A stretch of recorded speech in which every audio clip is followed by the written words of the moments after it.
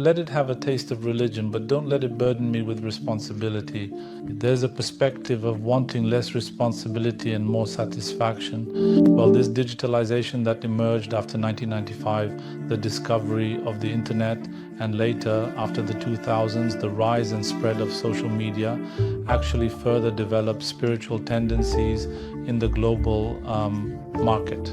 And now people are aware of each other, and organizing these things has become very easy. When you look at the things being marketed to people, you can actually see that they also contain elements from traditional religious structures. For example, some groups say Bismillah and then dance. Bismillah is a religious term, so they take this from institutional religion, or for instance, they take something from science. For example, they take quantum theory, but then for instance, they call it something like quantum subconscious cleansing.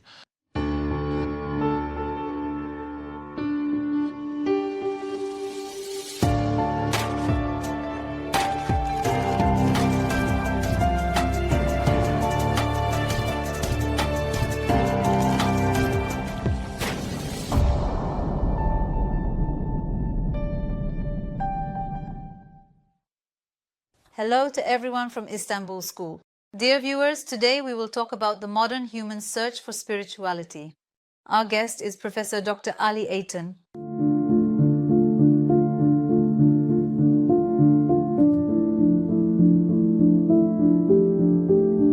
Welcome, Professor. Thank you. How are you? Thank you. How are you? Thank you. Thank you very much. Professor, we've chosen the title, The Modern Human Search for Spirituality, for today. Well, spirituality and spiritual tendencies have also become very popular lately. What is the difference between this and spirituality? What is its place in religion? What are the points where we separate it from religion? So what is a spiritual tendency? What does it mean? What do you think? Yes, this word spiritual actually comes from the word spirit. That is from the Latin word meaning soul. And spiritual tendencies actually encompass inclinations related more to the soul, to the immaterial side of a person.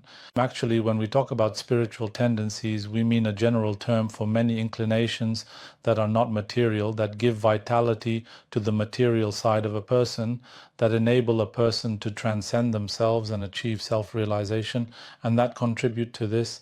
These are generally called spiritualist tendencies. They have mostly come to the fore with New Age movements and such. But in fact, spirituality is an issue discussed within every religion and form of religiosity. Nowadays, these topics have reached a somewhat different point. They have especially become very popular topics. In fact, in the past, in traditional culture, this was actually a part of religion. It represented the essence, the inner side of religion.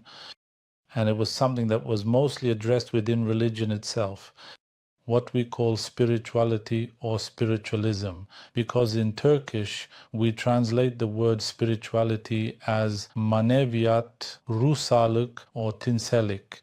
But nowadays the term spirituality itself is also used in Turkish. In fact, it's not really something outside of religion, especially when we look at our own society. Because when we talk about spirituality, for example, if you ask someone about it, what do they say? They describe a deeper, more profound aspect. They refer to a more personal side of religious practices and feelings. However, in the West, in modern Western societies, this concept has taken on a somewhat different position. Especially, it started to be used as an alternative to religion. In other words, it began to take the place of the concept of religion. Of course, this developed very rapidly after the 1980s, and after the 2000s, spirituality and religion started to be used as separate concepts. Let me put it this way. Even the title of our Association of the Psychology of Religion, that is the section in the American Psychological Association, used to be Psychology of Religion. After 2010, they changed its name. It became Psychology of Religion and Spirituality. In other words, they separated the religious domain, the area of religiosity, in a way that would also encompass the concept of the spiritualist tendency you mentioned. They also distinguish between what is spiritual and what is religious. Such a distinction was made in the West, But in our world, that is in the Islamic world and in our country, when we talk about spirituality, is there a form of spirituality outside of religion? Actually, there is. From time to time, these also come to the fore. But generally, people refer to an area within religion. In other words, when people talk about spirituality, they mostly mean the area of their relationship with the sacred, with the transcendent, established on a more individual level. Its reflection in our society and its reflection in the modern West, in European countries, is a bit different. If we elaborate on this a bit more, Professor, in our country and in Islamic countries, we still see religion and spirituality as one and the same. So when we talk about spirituality, it's not like we're searching for a different or new religion. We still understand it as our own religion. At this point, where exactly is the boundary where spiritualism is considered outside the norm? What kind of distinction is seen here? Yes, of course, nowadays we live in a global world, and naturally, we are also influenced by trends that emerge in the West. As a reflection of consumer culture, we occasionally hear about some of these practices in our own country as well. For example, things like witchcraft or, screaming, going into the forest to scream, breaking plates, Reiki, meditation, yoga, and many other spiritual practices. We now hear about all of these in our country as well. This is somewhat related to development because as people advance socioeconomically, their class behaviors also change. And as part of this consumer culture, people start engaging in these practices. And now, for example, you see that the number of people who form groups and participate in things like Reiki or join meditation sessions or who want to stay in small isolated rooms to have a spiritual experience is increasing. We have these kinds of things in our country as well. Or from time to time, we also encounter things that come up in the news, like satanic tendencies or inclinations toward witchcraft, unfortunately. But compared to the West, we can say that it's a limited phenomenon. So is this a kind of search, Professor? Does a person have such a dimension? Why do they feel the need for this? Actually, this is what we call spirituality or being spiritual. It's a topic that social scientists discuss a lot, and it's actually considered a dimension of the human being. Just as a person has a biological dimension, a psychological dimension, and a social dimension, it is also said that they have a spiritual dimension in addition to these. So, what is actually meant by the spiritual dimension is this. It is the idea of a person striving for self-actualization, transcending oneself, and having an understanding that encompasses the meaning of life. This is actually one of the dimensions of a person. And without this, meaning if only a person's physical, psychological, and social needs are met, they still do not become a whole person. That's why things like this always happen. There's a famous saying by Edgar Murray. He says, humankind is strange. Sometimes just as much as people need rationality, they also need irrational things from time to time. Of course, these kinds of pursuits especially increase during people's difficult or troubled times. In particular, when people face a lot of stress, they tend to seek out spirituality even more. Well, but this is one aspect of being human. If a person does not fulfill this need for spirituality from a genuine and healthy source, they may end up satisfying it through various other practices and sometimes in ways that are not really approved by the culture or religious tradition they live in. And of course, this can negatively affect both a person's cultural integrity and their mental health. Yes, yes. So you're saying that it needs to be kept within healthy and limited boundaries? And it needs to be nourished from a healthy source. That's why within the prevailing religious culture, these spiritual needs should be met. Well, Professor, we are in the digital age. From this perspective, how do you see the impact of digitalization on spirituality? How does it serve as a source for these tendencies? Of course. So this digitalization that emerged after 1995, the discovery of the internet, and later the rise and spread of social media after the 2000s, actually further developed spiritual tendencies in the global market. And now people are aware of each other, and these organizations can be arranged very easily. So if any kind of spiritual ritual is going to be held or a group is going to be formed, these can be done very easily. And any spiritual practice developed in any city or town in the West can become known worldwide, and people from many different backgrounds can participate in these, especially, of course, young people who use the digital world a lot. When you think about it, they are the ones who use these things more and show more interest in them. And of course, there is also another aspect to this. In fact, with this digitalization, an area that we call cyber spirituality has also started to emerge. Even the form of spirituality has changed. With digitalization, young people now create a kind of spirituality through the forms of relationships they establish on this virtual network. This is called cyber spirituality. Think about games, for example. Whether the games played digitally are online or offline, there are groups, chat groups, conversations of any kind, the interactions that take place there, groups. Sometimes, for example, incel groups come up in the news or other groups become topics of discussion. The tendencies and ideas shared in these places are spread much more quickly in the digital environment. Normally, think of someone living in a village in Anatolia, for example. If it weren't for the digital age, they wouldn't be aware of most of these things and would grow up within the limited environment around them. But now, for example, they are influenced by K-pop coming out of Korea, or by a spiritualist trend there, or by practices developed by a new age movement in America. They even become aware of a ritual performed there and can practice it with their own friends. These are just some of the opportunities brought by the digital world.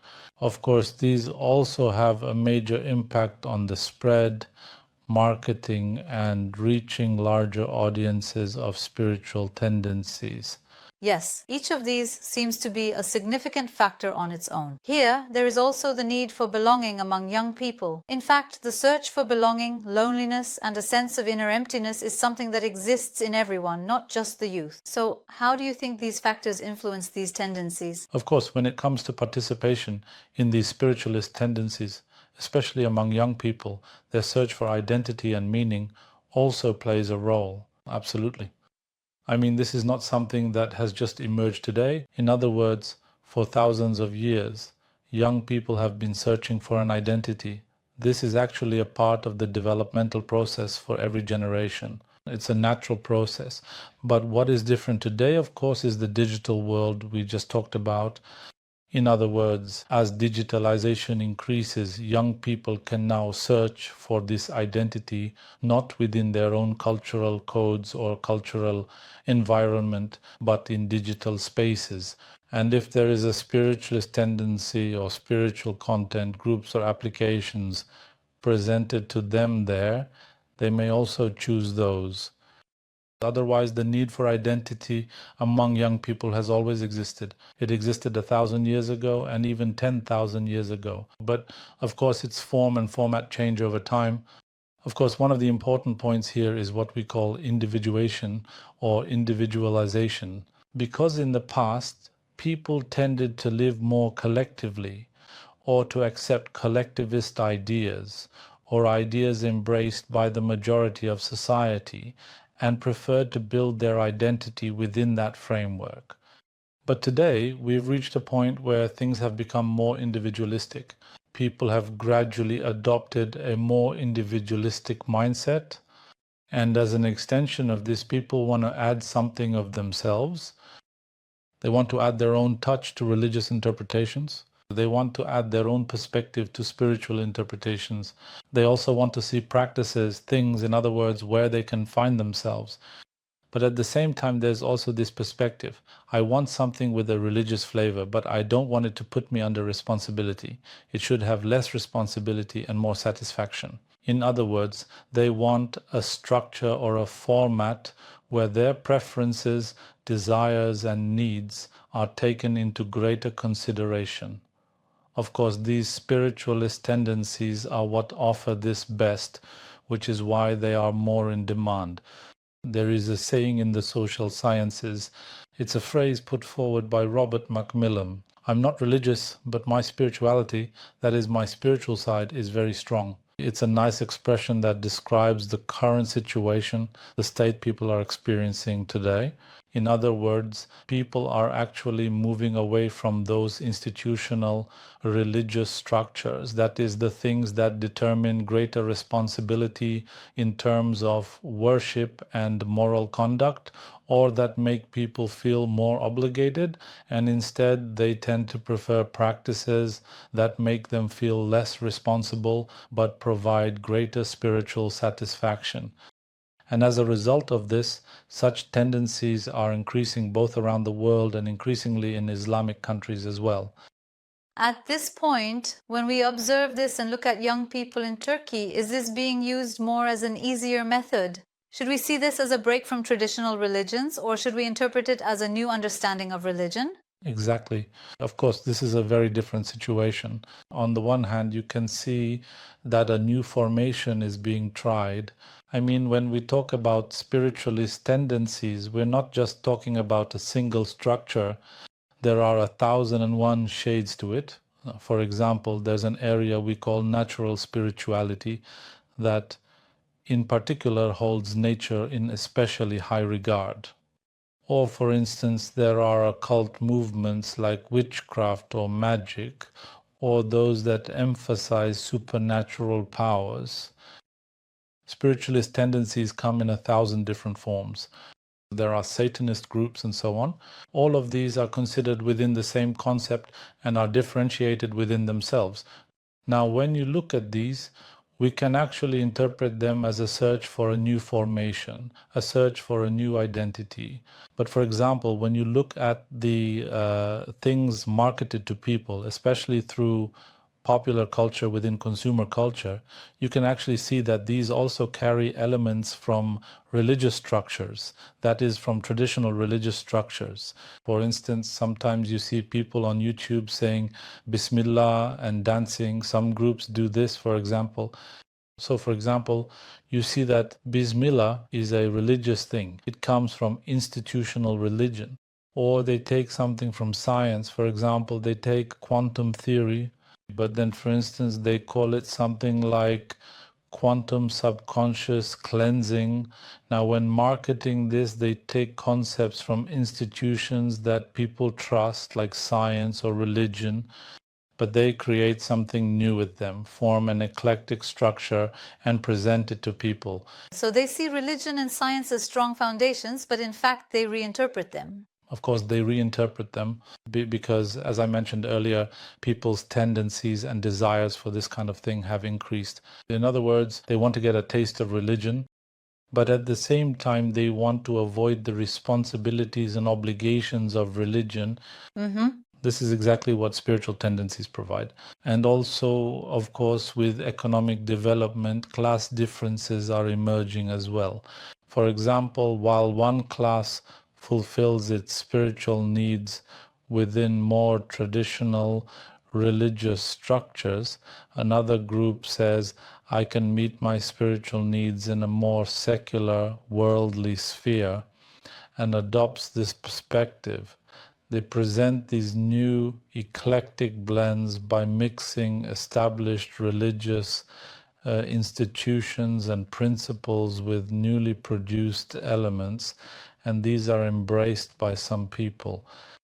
So, Professor, what kind of approach should be taken, both individually and societally, to ensure that these tendencies are grounded on a healthier basis? It seems we've painted a somewhat negative picture so far. If we look at it more from a solution-oriented perspective... Actually, there is something here, as we discussed earlier. In this digital world, people are surrounded by a heap of information, a mass of data, and their minds can get confused. I mean, we're now in an environment where so many things coexist. We're living in a world where truth and lies, what is authentic and what is not, are all mixed together. Of course, you need to put in effort for this as well. Just like we don't eat everything we find, for example. From where? Because we think about our health, for instance. We consider what is harmful and what is beneficial for ourselves. That's why, in my opinion, we also need to separate the information that will go into our brains, because there is harmful information and there is useful information. This also requires effort, and for this we need to learn from authentic sources and nourish our spiritual side with sound knowledge.